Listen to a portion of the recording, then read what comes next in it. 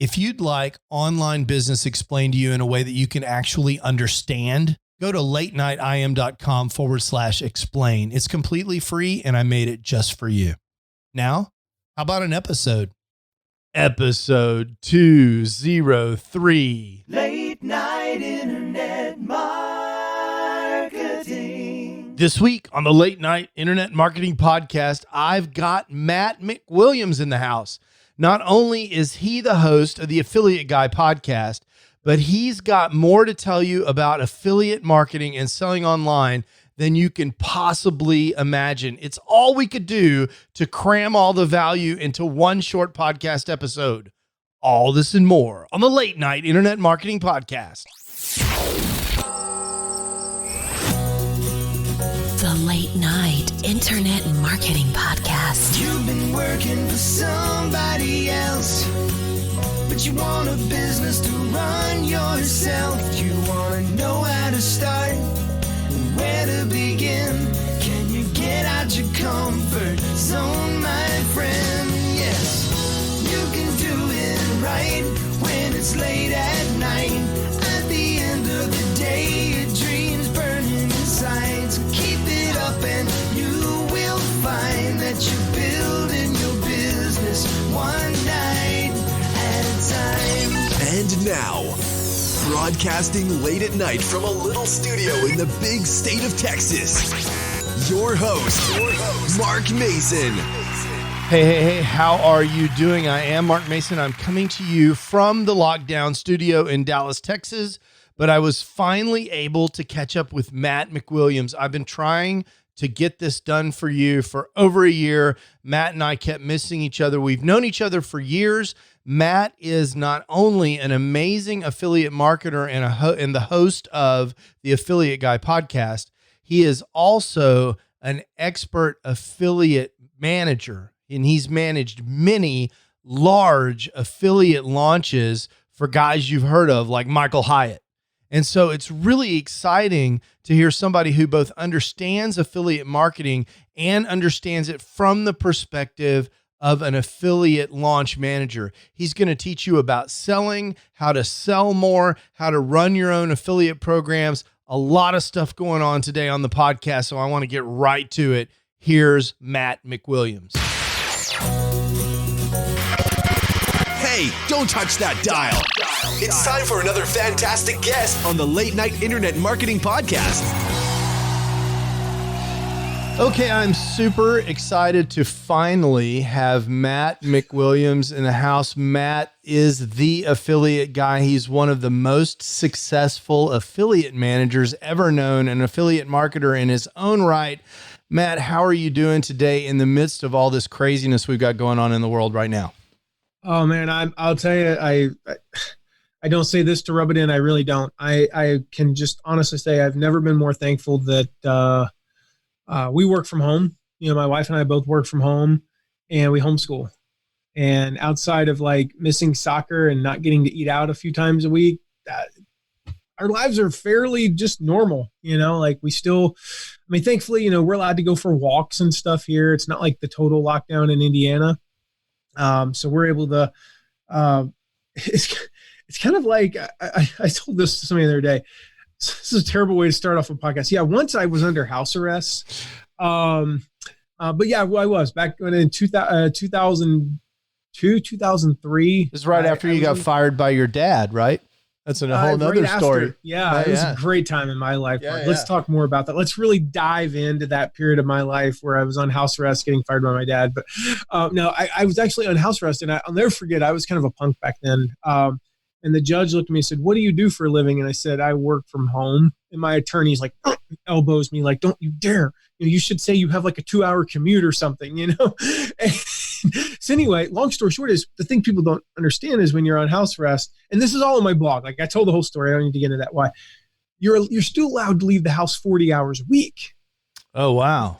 Yeah. Like, so guess how long I left the house every week? About 39 and a half hours a week. You know how much I left the house before I was on house arrest? Like 15 hours a week. So it's like, because of this, we go for walks, and we'll go for like, we went on a hike the other day that lasted forever and a day, destroyed our shoes. It was awesome. And it's like, I think about this, and I really do believe, and I'm not discrediting some of the bad things, and certainly not the death and the the despair and the economic depression. But I think we're going to look back on this. A lot of people are going to look back on this as a time when, like, not necessarily good came directly out of it, but like lives, like rhythms were slowed, and life was changed in a positive way. And I think there's going to be a movement of companies allowing people to work from home more. I think because they're going to discover, wow, it actually wasn't that bad. It maybe even was better. Yeah, right. Imagine, right? And I think we're going to discover some things as a society that are going to fundamentally change the way we operate that will be good. I think there's going to be a lot of bad that comes out of it, but also a lot of good, which is like anything that ever happens. Yeah. So overall, we're pretty good, thankfully. This is a bad thing, but we will make some good out of it. Probably not enough to offset the bad, but we will make some good will come of this for sure. I think over time, though, it will. I really do. I think, and again, I know on an individual basis, if somebody's listening and you have a loved one who's died, I mean, I totally feel for you. I know 10 people so far that have had this, all are ironically online marketers who work from home. Wow. I don't know. Does it compromise their immune system to work from home? Maybe. I think that is a legitimate thing, actually, because we're not getting those, what are they called? Micro exposures to viruses, and bacteria as much, it's why I like to just, like, outside of this, I just like to go to places and just lick the shelves, so I get some of those microorganisms in me. No, I just think there's going to be a lot of things that come out of it. I mean, if you look at any time in history, when we've been through stuff like this, like we came out of the Great Depression with a company called, Disney. Exactly. I mean, and if you look at like Apple and Microsoft, GE, I'm reading the Edison biography right now. I had no idea GE was launched in the middle of like one of the world's, like a worldwide depression. Right. In the 1890s, yeah, they're struggling now, but for 100 years, they were like a cornerstone of America. And so I don't just believe it just because it's like, oh, I'm so full of faith and hope. No, I believe it because history shows me that this always happens. We go through these periods, from an economic standpoint, let's be honest, we were due for one anyway. So yeah, absolutely. The correction was coming one way or another. I didn't envision it this way, but it was coming. Yeah. I didn't envision logging into my Vanguard account and going, wait, why is there a dash in front of the percentage that has been positive for like 5 years? It's just a shocker, right? Yeah. What does this dash mean? Why is the number red all of a sudden? It's always green. Let me refresh and see if it's different. It's not. It's still red with a dash in front of it. So I'm glad to hear that you're feeling good about the business, the part of your business that, is running well right now. Tell me a little bit about how you think about affiliate marketing in times like this. How are affiliate marketing, affiliates that you're in touch with and people that are engaged in affiliate marketing, how are they thinking and what are they doing and what advice do you have for affiliate marketers in this kind of crisis? I don't know of another way to say this than for affiliate marketers, we're at Kmart and the blue light's on. Yeah. More than ever, people are looking for recommendations. So let's just look at any industry, just about, they're looking for recommendations for working from home. So if you've got I can't tell you how many times in the past 2 weeks, people have reached out to me and said, do you have an affiliate link for Zoom? Right. Exactly. We're going to buy it anyway. The same request. You might as well I don't even know what we make from Zoom. I don't know, $50 a month for the affiliate. I have literally no idea what the commission is. It's free money to us because people are reaching out and asking for it.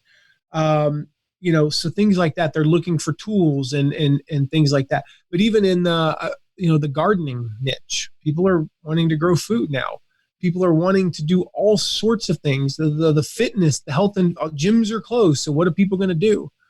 And I also think that it's a societal thing. It's a psychological thing that people are looking for recommendations. people are looking more so than at any point in the entire history of mankind. And this is not new. This has been around. Affiliate marketing in some way, shape, or form has been around for, since the dawn of man. Whenever you believe that was, I believe that the ancient Romans walked around referring people to businesses and getting a kickback on it. No doubt. No doubt. Cookies and CRMs and, fancy reporting, so the concept's been around. I just think it's amplified right now. And so what I've been telling our customers and, our students, our clients is take advantage of the situation. Don't take advantage of people. Taking advantage of people is going out and buying 1 million rolls of toilet paper and selling it for $5 a roll. That's just use a special place is all I'm going to say. Right. That's taking advantage of people. Don't take advantage of people. Take advantage of the situation. And so if more people are online, if more people are on Facebook, guess what? Newsflash, everyone. Facebook ads are really cheap right now. This is a great time to go run Facebook ads to an offer that you might normally lose money on, but now you can break even, but you get leads for free, essentially. Right. Take advantage of the situation. Just don't take advantage of people. And so people are looking for recommendations. They're looking for someone out there to tell them, to guide them, to be that person who says, hey, I've been in your situation starting an at-home business. I've been in your situation wanting to know how to grow a garden. I've been in your situation wanting to work out from home. Here's how I did it. Here are the products. Here are the services that I recommend. And oh, by the way, when you buy through my link, I make money. And isn't that awesome? Because capitalism rocks, Yeah, so exactly. I think there's just never been a better time to start because the barrier to entry, the cost of entry, and the excuses in many cases, I wholeheartedly believe I've worked in an office, I've worked from home. I can get more done at home in 6 hours than I can in 8 hours in an office. That means you have 2 hours for your side That's hustle. right.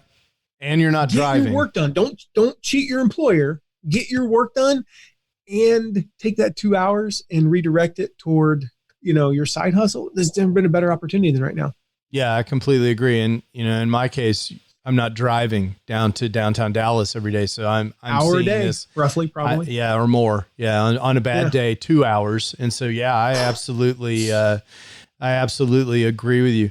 So this idea of, the world has changed, and in order for people to react, they're doing stuff differently. Like you said, gyms have closed. So they're buying gym equipment and creating content around that. Mm-hmm. So are you seeing in your channels more uptake of the content that you're creating and more engagement from people that maybe didn't have time to engage with you before? I think I'm seeing a little bit more, but it's deeper. I can look at the stats. If you look at how long people are watching videos, it's longer. If you look at how long, you look at a post that before maybe reached, 700 people and it's reaching 750, 800 now. It's not like it's, whoa, I'm reaching 10,000 people. All of a sudden, no. But before it reached 700 and, 32 people would comment. Now it reaches 750, but 68 people comment. They're replying to each other's comments more. So now they're connecting with each other. That's one of the things I love about social media. It's not just about how do I connect with my audience. I've said this for years. It's about how do they connect with each other? How do I form a tribe? Right. Because you can't just have a tribe where you have a leader and then 1,000 people following them who don't even know each other. That's not a tribe. I don't even know what that is. What is that even? Right. I literally don't know if we have a term for that in our lexicon. It doesn't exist. No, they have to start interconnecting. And your tribe, they should know 5, 6, 7, 20 other tribe members by name. And I love it because it's we do Facebook Lives now, and our Facebook Lives are like cheers. Cool. Yeah. Yeah. When certain people leave their first comment, you see it, and it's like, Gwen, right, no more, and so you see that, everybody's typing those names in all caps, and it's usually the same 3 to 8 people that people do that with. Right. But and then we get excited. We're like, oh, Gwen's here. Woohoo, and Gwen is a real person who's in our tribe that we do get excited when she, leaves that first comment. And, it's like that's starting to happen more. And so it used to be maybe we had 2 people like that, and now we have 5. And so it's these it's these things that, like, when you look at the stats, maybe comments are up and things like that, but it's more of just the kind of the vibe. People are looking for community more than ever. And if you're the one that gives them community, if you're the one that gives them that place, it's why, like, every single day at 4 p.m., our mastermind's doing this. So I'm not even the one doing it. Like, I'm on there sometimes. I'm on there about 2 or 3 days a week. Every day at 4 p.m. Eastern, we just open up Zoom to anybody who wants to come on for like 30 to 45 minutes. Oh, wow. And That's if you cool. joined, every now and again, it turns into me coaching somebody. Right. Every now and again, it's me telling a story about something. Every now and again, it's like, hey guys, I'm just going to read to you from my journal, not my journal, like my journal, but my journal, like, here's an idea. Here's something I learned from Mark Mason today. I just thought I'd share with you guys, about, one of the biggest mistakes is, or one of the biggest reasons why you should be doing one thing a day for your side hustle, right, is because it's top of mind. And I'll share the story that, I shared with you about Confucius and stuff, and so we go into these like things, but a lot of it is just like talking and just connecting with each other. And I went back the other day, I watched one, cause I had nothing better to do. Apparently I went and watched about 15 minutes of one of the sessions where I wasn't on.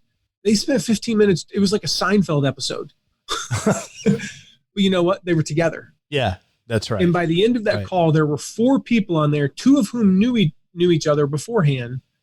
There were just 4 people on. Right. Just building, investing and building in community. Right. And now, like, they now text, they exchanged phone numbers. So I'm assuming they're texting or calling, they're connecting outside of this. And it's like, that happens now. That's something that we never would have thought, let's just open a Zoom room Monday through Friday, every single day for 45 minutes. Like, somebody on our team has to get on to start the meeting. Right. There's only 3 of us that have admin access. We can leave and then our mastermind members take over, but still that means from 4 to 5, I can't do Zoom meetings because they hog it, like I can't schedule anything else. I never would have thought to have done that if it wasn't for this. We did this as a reaction to people's need for community and isolation. Something we might just keep doing forever. Yeah, it's awesome. Yeah, I really like that idea. And it's just, pouring value into people, which is the greatest thing about it. I really like that. So when I think of you, you're such a multidimensional guy, but when I think of you, I always go back to how we met, which was when you were an affiliate manager that I was promoting. And I can't remember if it was Ray or Michael or what it was, but it was something that you were managing. And I came to know you as, and I say this as a guy who's been doing affiliate marketing for more than a decade, the best affiliate manager I've ever run across in the history of all affiliate marketing. So one of the reasons I'm excited to have you here is I'd like you to talk a little bit about what good affiliates look like. And I'm not talking about these super affiliates with lists of 50,000 people, because I know what they look like. They look like people who mail a lot and deliver conversions. Hey, you have 200,000 people on your list, you're going to do better than somebody with 5,000. Yeah. So what I'm wondering about is, and I think you're such a good person to ask this because you've done so much affiliate training as part of your affiliate onboarding process. What are kind of the key things that new affiliates, when they're going to promote a program or something, what are the key things that you like people to know about being a good affiliate? Yeah, I love studying the outliers, and the people that I love studying are the ones that we look at it and they have 2,000, 3,000, 4,000 people on their list, and they're beating the guys with 50, 75,000 people on their list. It's Mike Kim. I know Mike. I know him very well. It's when Mike beats Jeff Walker. Okay? Yes, Mike will be the first to tell you. His list is a fraction of the size of Jeff's. Right. But he beat Jeff, and I looked at Mike. I was sitting 2 people down from him in Coeur d'Alene, Idaho, at Ray's top affiliate mastermind. I said, dude, how did you do it? And he said, I did what you told me to do, dude. That's all he said. Right. I did what you told me to do.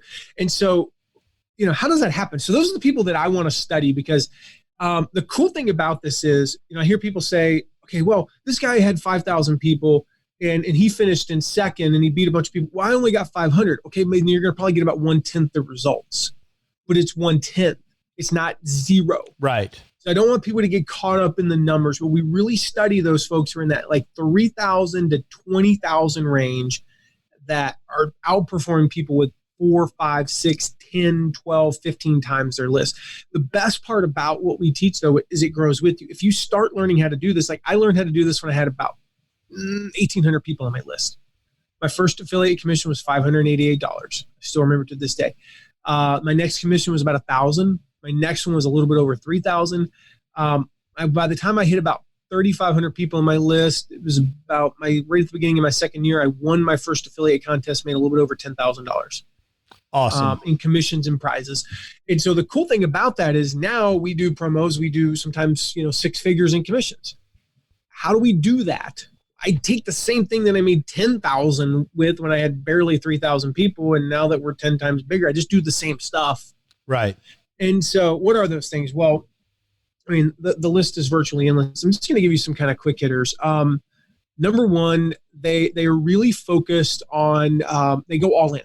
They're really focused on the promotion. They go absolutely all in on an individual affiliate promotion. Now, that doesn't mean every single promotion. I'm not talking about when you mention a book and then you're not going to send like 18 emails promoting a single book unless it's like a free plus shipping front end of a funnel. That's a whole different story. We won't get into that. Okay. Right. But, it's not, I'm not talking about casual mentions, which actually I'll back up, Mark, because there's like a million things I could share, but I'm going to focus on the big ones. Anytime you mention anything that could possibly be an affiliate link, you use an affiliate link. Absolutely. I mentioned Zoom earlier, right? If I were to link to Zoom right now, McWilliams.com/try Zoom. Like I've memorized these things. Right. I even know like our affiliate link for this thing called Bonjoro. It's an app where you can you probably heard of it, where you can record videos and like it makes it real easy for people like me who don't want to have to like record the video, upload it, then send it to somebody. I can click a button and send a video to you, right? I don't know how to spell Bonjoro. I have the app on my phone, still don't know how to spell it. So it's McWilliams.com/B. The letter B, and so that's how easy I had to make this for myself. So anytime you mention a product or link to it, you drop the link, right? And so, but on the second side, if it's a big promotion, if it's a launch, a PLF, product launch formula style launch with like 3 videos and a webinar and then an open cart and a closed cart, you treat it like it's your own promotion. You go all in. I have a t-shirt. We just got them in the mail today. Same exact t-shirt as this. This is actually something internal for our company. I can explain it later if you'd like. And it says April 23rd. April 23rd is all it says on the shirt. Why? Because April 23rd is the beginning of Stu McLaren's Tribe Workshop.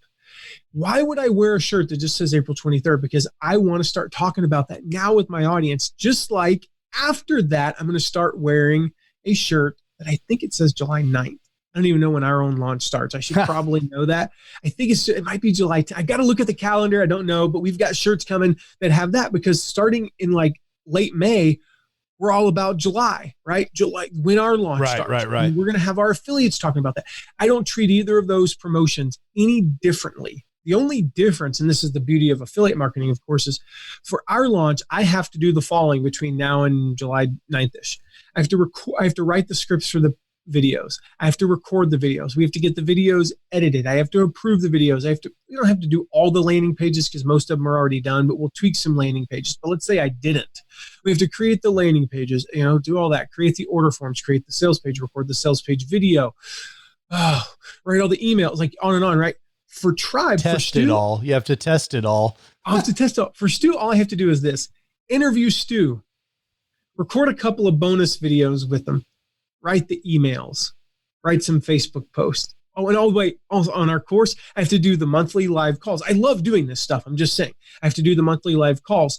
We have to fulfill customer service. We have to handle refunds. We have to pay the credit card process. You know what I have to do for Stu? Nothing. Right. Cash the check. Right. I love it. Yeah. All we have to do. So that $100,000 we get from Stu compared to the, say, $500,000 we get from our launch, $500,000, well, $200,000 goes out the window for affiliate commissions. You got another 3% for credit card processing fees. I got to pay my team.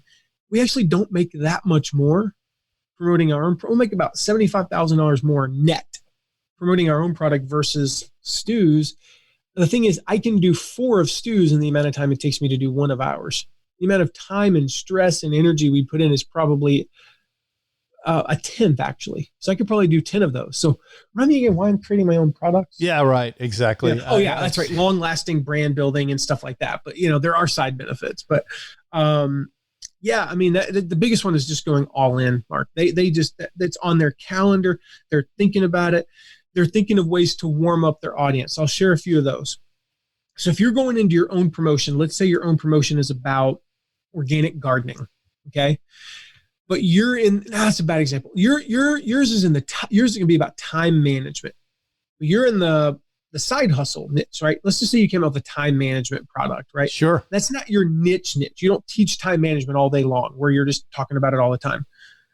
About a month before you launch your time management product, you'll release a couple podcast episodes talking about time management. You maybe interview somebody about time management. You'll start referencing it in blog posts. You'll start putting quotes out on social media to talk about time management, right? Then sure enough, you announce the product. And then throughout that, you're talking about how you have a wait list page. You're going to start a workshop on time management on May 3rd, right? It's coming up. And you got the wait list page. Same thing for Stu with his launch. I'll just use that as an example because it's April 23rd. That's what my shirt says. I can't forget it. Right. And if I were wearing it right now, you would all know this.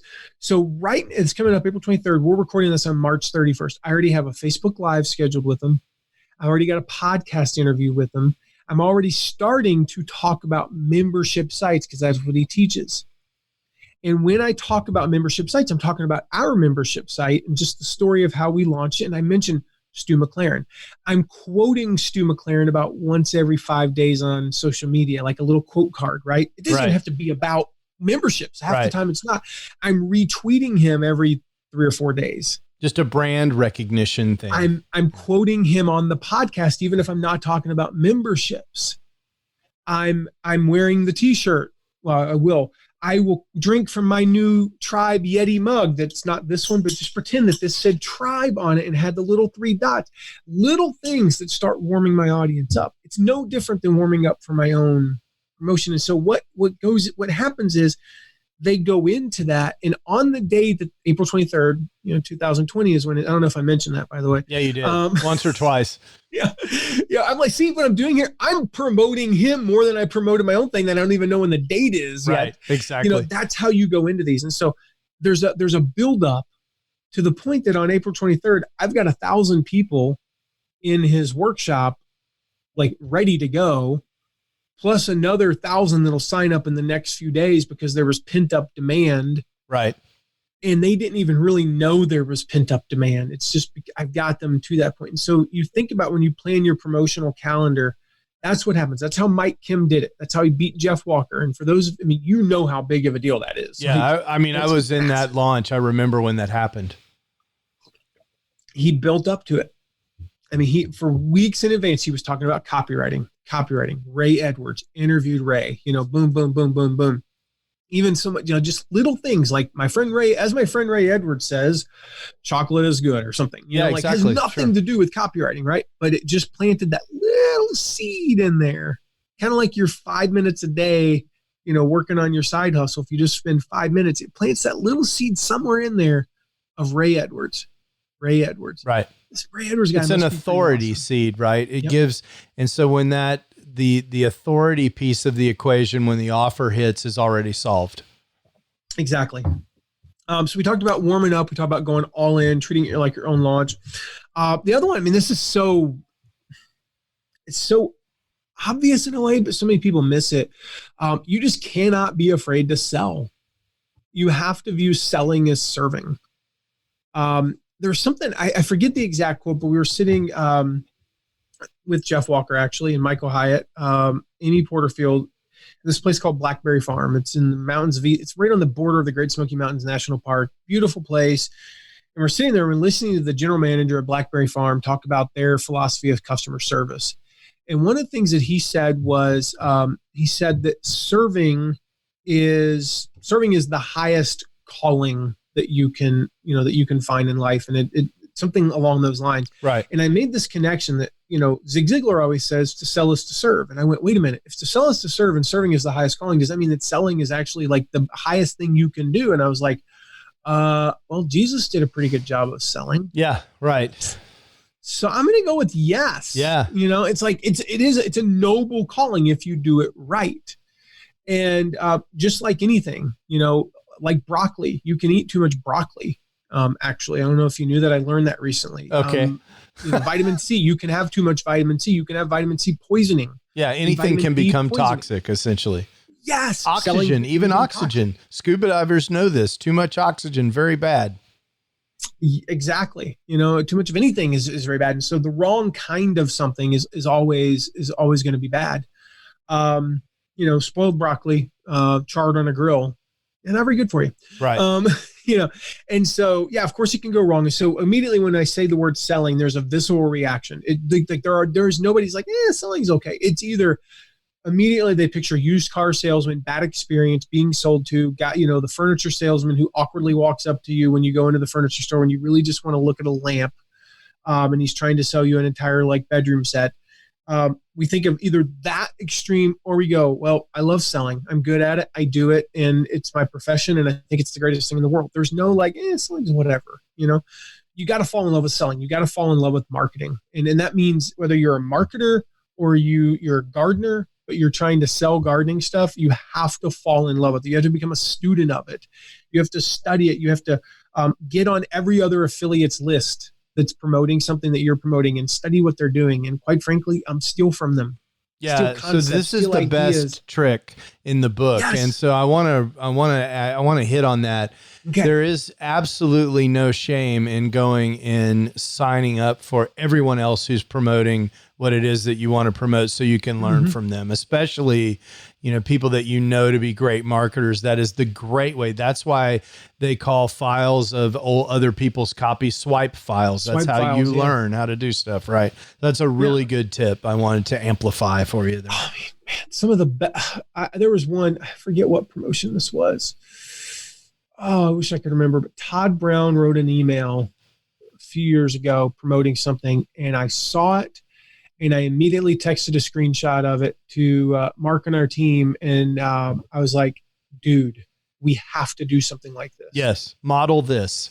And we were actually, he was at that time, we were one spot ahead of him in an affiliate competition. Like we were neck and neck for there was Evan Pagan, Todd Brown, and us were 1, 2, and 3, just fighting for that top spot. And yet we were, we went and basically copied the concept, sent an email. I'll never forget it. If you looked at them side by side, you would be able to tell the similarities. Now, if you got them more than about 8 minutes apart, you probably wouldn't be able to tell. Right. Sure. But it was this concept of this email, and it was a very effective email that worked for us and made us a lot of sales. And he still beat us by one sale. Not that he ever reminds me of that in text messages 2 days ago. Yeah, totally true statement. But anyway, it's like those are the type of things you have to do. And so you study that, you fall in love with it, you fall in love with selling, you fall in love with marketing. And one of the ways that really applies is when you get to the last, 24 to 48 hours of a promotion. If you're promoting a launch, we've studied this time and time again. If the cart is open, that means that you can buy something for 7 days. The last 24 hours will typically account for between 50 and 70% of all sales. No doubt. It typically looks like this. First day, 25%. The next 5 days, 10%. The last day, 65%. Now I'm going to come back to those middle 5 days because that's a big mystery. What the heck do I do then? Does that mean I don't mail? It doesn't. I'll come back to that in a minute. But when you're talking about selling, you got the beginning people, those are all emotional buyers. Okay. Those are this is resonating with me. I'm ready to, they were the people who were sitting there 2 days before going, will you please sell me something? Right. Open the damn cart so I can buy this thing. Yeah. There are those people, right. And it's about 25% roughly. That middle part is more of the logical buyers. And so you go from emotional to logical. Emotional is like the case studies. And this is what you need. This is, this impacted my life. The middle part is the logical buyers. This is the data-driven, a lot more also case studies, but more data-driven case studies. And then the end is all the scarcity buyers, the deadline dancers. Now, the deadline, you also capture some of the emotional buyers and the logical buyers, but you're going to capture them anyway just because of the deadline. And so we focus on everything being on a 0 to 10 continuum. This is totally made up. There's science to this and data that backs it up, but the 0 and the 10 are made up numbers because everybody knows how to go from 0 to 10. Gotcha.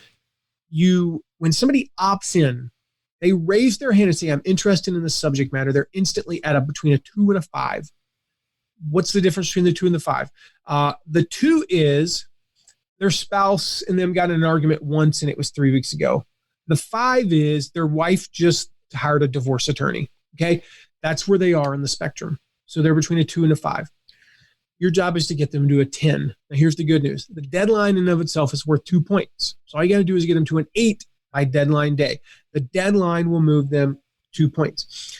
But how do you get them from, let's just say they're at a 3. How do you get them from a 3 to an 8? Every single day you are emailing them. We studied this, the aforementioned Ray Edwards. I studied specifically what he did a few years ago in Michael Hyatt's promo. And I saw, and I had access to all the back end stats. Right. Every day, twice a day, he was sending an email promoting Michael's course. In that 5 days, out of more than 300 sales that he made, and keep in mind, Jeff Walker and Pat Flynn also made about 300 sales, and so did Sally Hogshead, made about 300 sales. But Ray finished in 3rd place in that promotion.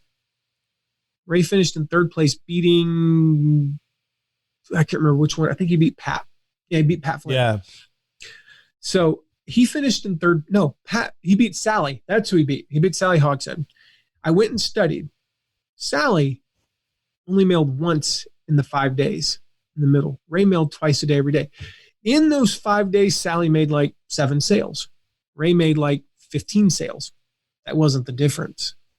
But every day he moved the 3 to a 4, right, to a 5. And the thing is, when they go from a 4 to a 5, you don't make a sale. It doesn't show. And also, you have to move them all the way to a 10 without the deadline. So he was getting like 1 person a day, 2 people a day to go from 8 to 9 to 10. Not very many people, but he was moving them down the field. The football analogy is it was right. It was 4-yard gain, 4-yard gain, 4-yard gain. And then they hit the deadline day and he had so many people sitting there at 7s and 8s and 9s on deadline day that Sally's sales went like that. Ray's went like hockey stick on us. And because he was mailing, but he wasn't afraid to sell. And so there's a couple things there. Number one, that he's mailing, he's constantly moving the ball down the field. He's appealing to the emotional side. He's appealing to the logical side. And then as we get toward the end, he's appealing to fear, which is, FOMO, fear of missing out, scarcity, right? Of course. The last 24 hours is all about scarcity. And then he's at the end, he's really saying the language basically is, hey, time is running out. Click the link below to buy now or you will miss out. He wasn't afraid to say that. So you just can't be afraid to sell. And you got to view it as an opportunity to serve your audience because he believes in the product. And I believe it would be a disservice to not put my audience into that product. I love that mindset. And I know that you teach this and more. You're a blogger and a podcaster.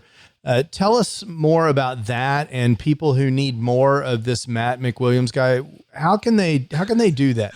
How can they make that happen? No, I'm just kidding. Oh yeah, man. We need all of it. Gosh, I have a really fun podcast. I have fun doing it. I don't know if anybody has fun listening to it, but it's called The Affiliate Guy. And there's an ironic name there, actually. I didn't joke. I said for years, I didn't want to be the affiliate guy. Right. I was in the leadership and personal development space because I thought that was the way to have a big impact on the world.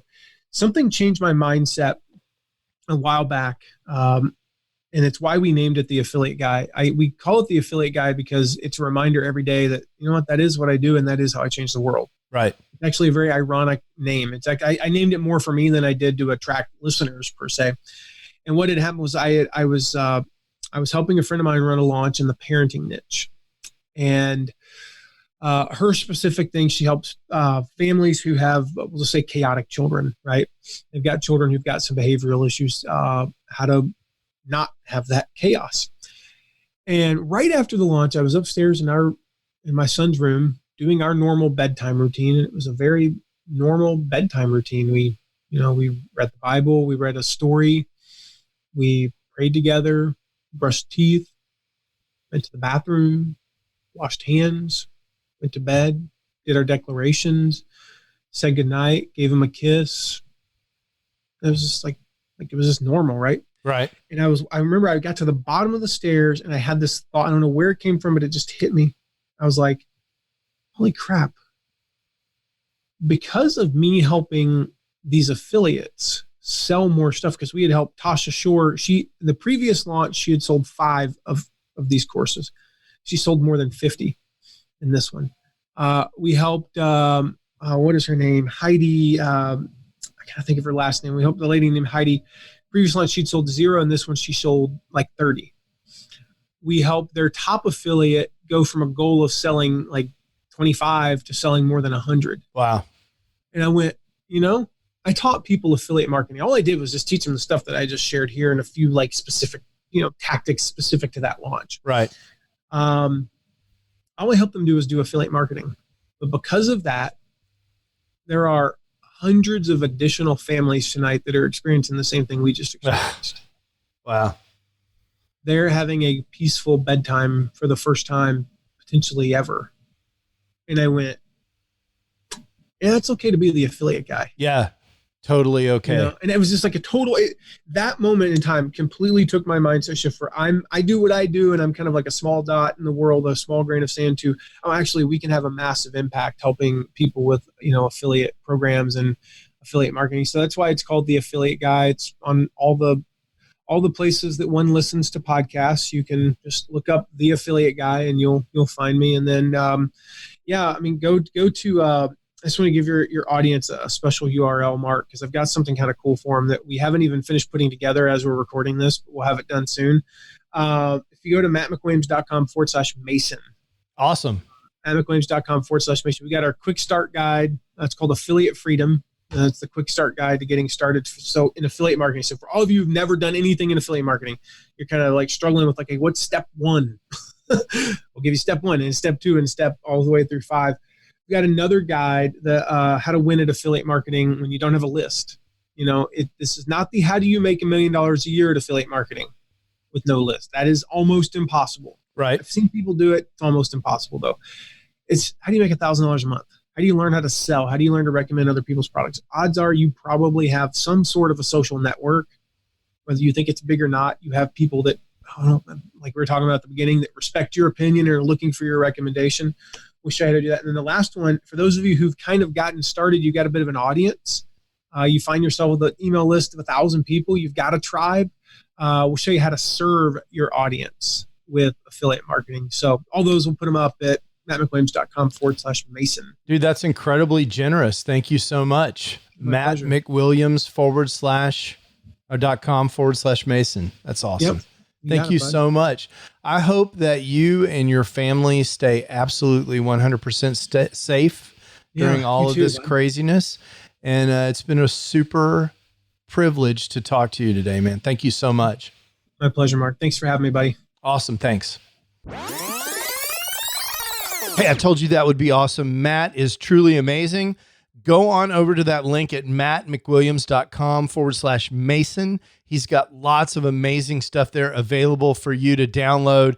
You'll really love it. I think you'll also enjoy being on Matt's list. This is the kind of list like we were talking about in the episode that you actually want to get on, because you can see what Matt does in terms of email copy, and you'll learn things just from being on his list. He's really a great marketer and someone you can learn from. I'm so glad we finally got Matt on the show. Until next week, ciao. You can do it right when it's late at night. You've been listening to the Late Night Internet Marketing Podcast. Be sure to visit lnimpodcast.com today to leave feedback for Mark. Download special bonus content, access the show notes, and more. See you there. Until then, go and make some great progress on your internet business, one night at a time. One night at a time.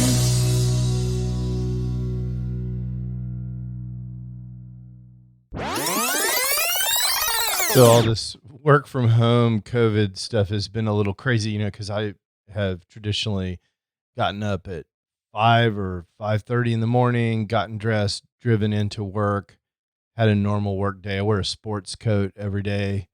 And, now I'm like running around in shorts and a t-shirt. I have red t-shirts and blue t-shirts, a couple of gray t-shirts, and it's just like the same. I look the same every day. My hair for a while hadn't been cut at all. Right. I mean, it's just like looked crazy.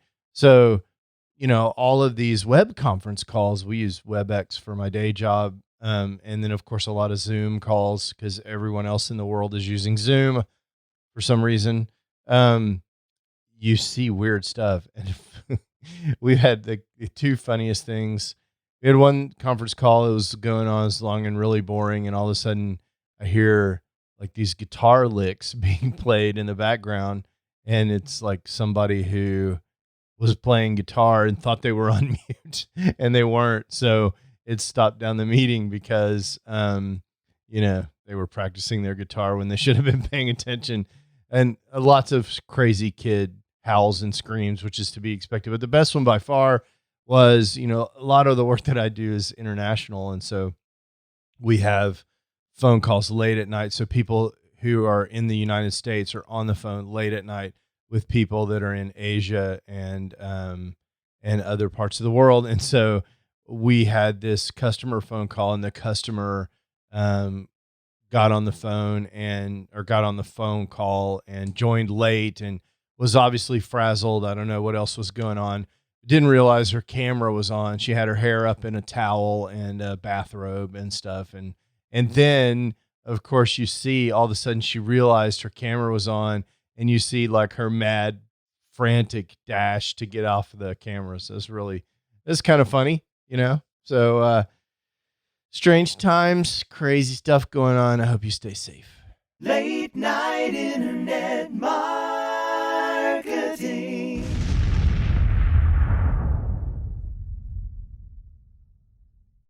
Hey, it's Mark again. I wanted to tell you one more time about this absolutely free resource that I have for helping people who are trying to get the big picture for internet marketing, actually get started and understand what all their choices are.